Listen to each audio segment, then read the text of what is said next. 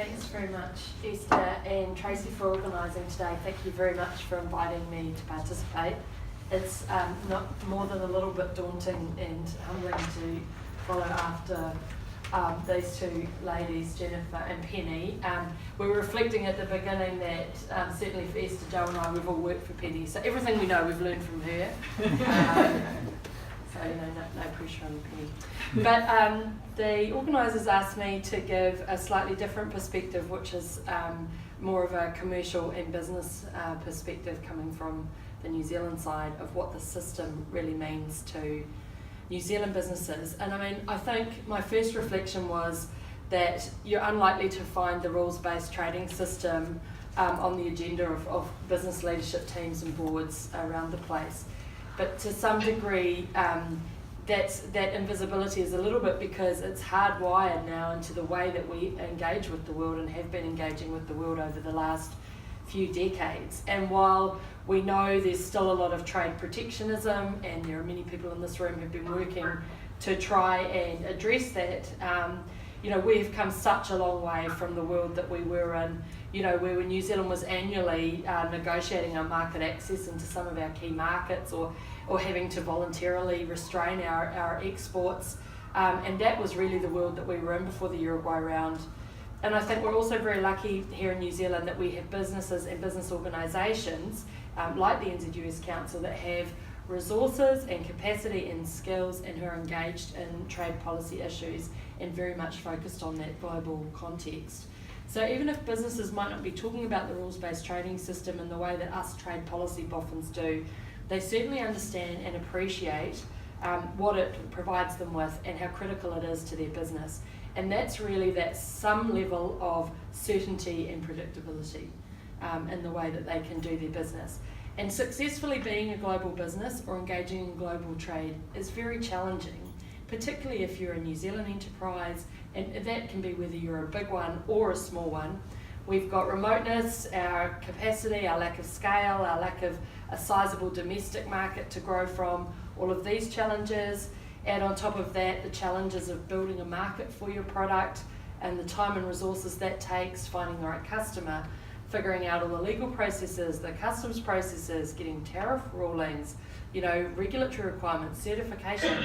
Sometimes the easiest bit might just be finding the customer.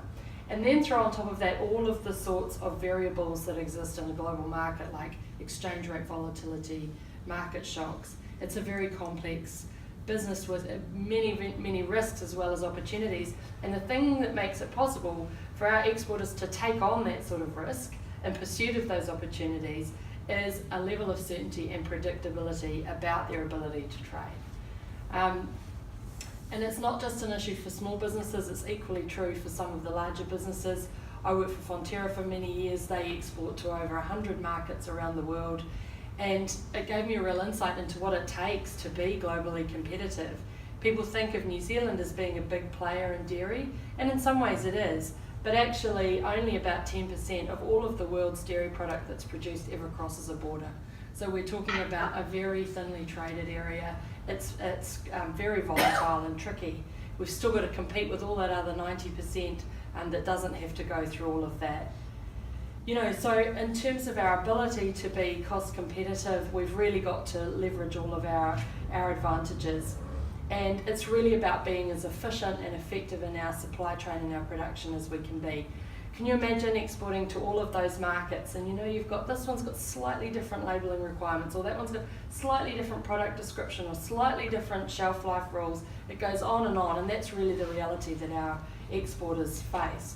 And then there are the worst cases where the differences are not so slight, but actually they're so significant that the cost and the effort just doesn't add up anymore. I think we've got a bit of an echo, is that all right? Oh, it's gone away, excellent. So those barriers, they might be inadvertent or they might be deliberate, but either way, it's an opportunity that's foregone if we can't reach those customers who want to buy our products, or worse, if we've invested in a market and then we lose it. and that disruption is incredibly costly. Even if you eventually get back in, you may have lost your customers. Certainly your competitors will have had a run at gaining your market share while you're out of that market. So the rules and the policies around trade are really a fundamental part of the risk and reward calculation for our businesses and fundamental to the survival of our exporters. So I think it's a really important context when we think about all of these issues and why they matter to us in New Zealand. And in terms of the dispute settlement system itself, we must have rules, and the rules must have teeth. And free trade doesn't mean lawless trade, because what we need is actually a commonly agreed framework, and we must have that ultimate option of independent resolution so that we can, as much as possible, take some of the power and the politics out of that equation. And there also needs to be some form of constraint on the actions of countries. And the dispute settlement system provides it, even when you're not using it, because awareness of that possibility of scrutiny or of challenge influences what governments do.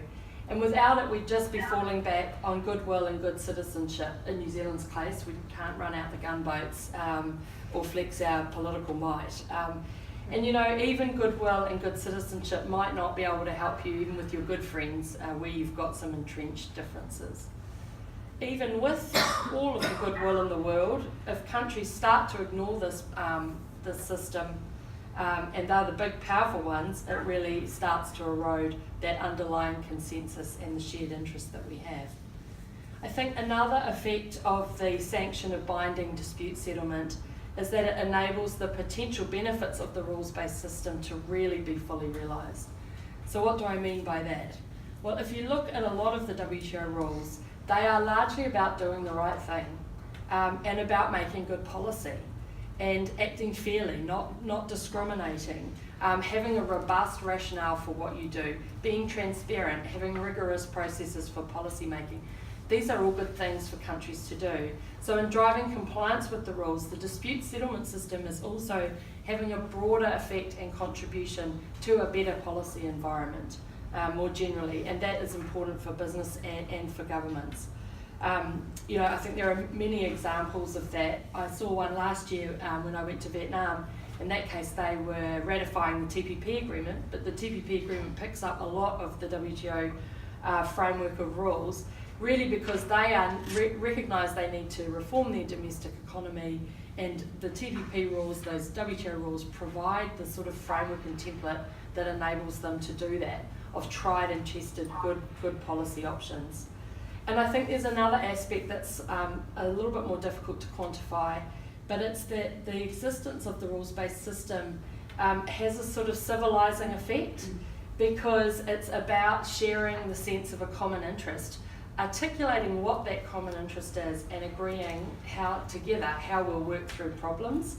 And underlying that is that belief that we're stronger if we're acting together and being collaborative, that our interests are served by that sort of common cause to transcend what our short-term sort of tactical interests might be. And when things go wrong, trade is fundamentally about people, and trust is a key part of that. And we need to be able to have the right relationships that underpin trade, so that when we say something about our products or what they stand for, or if there's some sort of issue, that we're trusted and that we're believed and we're part of this overall framework.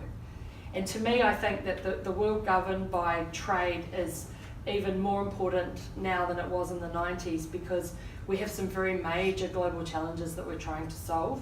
Say, for example, climate change, transforming the global food system's ability to feed another billion people. I fundamentally don't believe we'll be able to solve those challenges without a fully operational and robust rules-based trading system, because they will all come together. And governments, when they're making those massive transformations of their economy, economic, social transformations, need to be able to rely and understand what role trade can play for them in that transformation process. It's also asked about what I've seen in terms of the benefits of the appellate body and dispute settlement mechanism at the WTO. And I think there's a couple of things. We've talked a bit about the certainty and having the enforceability of the rules. There's really three things that I've seen them achieve, particularly for New Zealand.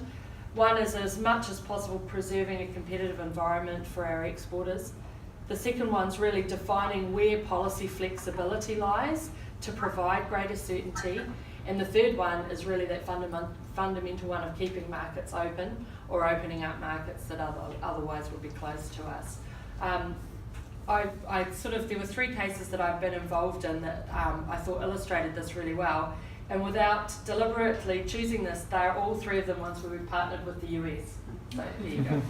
And the first one is really Canada Dairy, which Penny has already touched on. I came in at the end of the 21.5 processes to work on that. But through that, New Zealand was really able to enforce a key discipline against illegal export subsidies. And export subsidies have had a huge impact on our exporters for many years.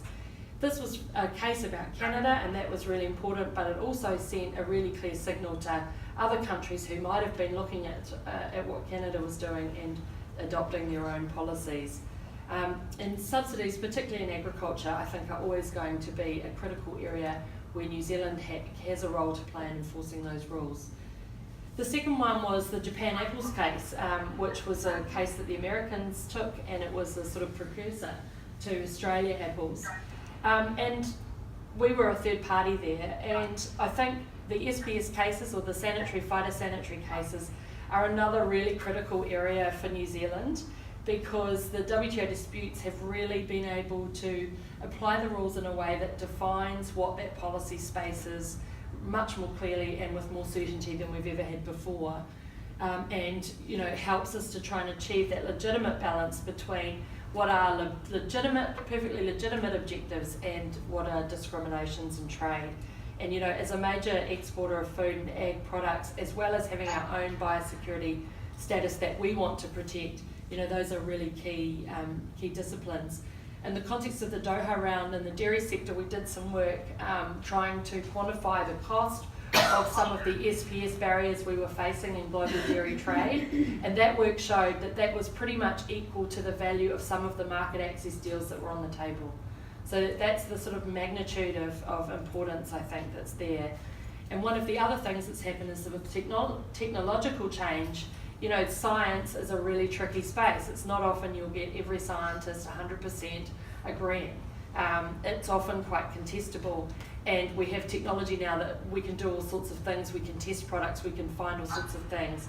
So it's really important that we have that strict disciplines that we're able to implement to protect our interests.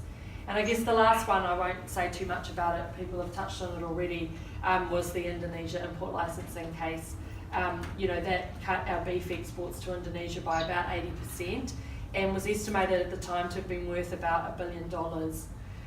And it's really critical that we are able to keep our markets open, because in this time of having very uncertain global environment, one of the key strategies that we can use is to diversify our markets as much as possible and to provide our exporters with as many opportunities as possible. So making sure all those markets are open to us is one of the ways that we can mitigate that risk. Indonesia is a very big market.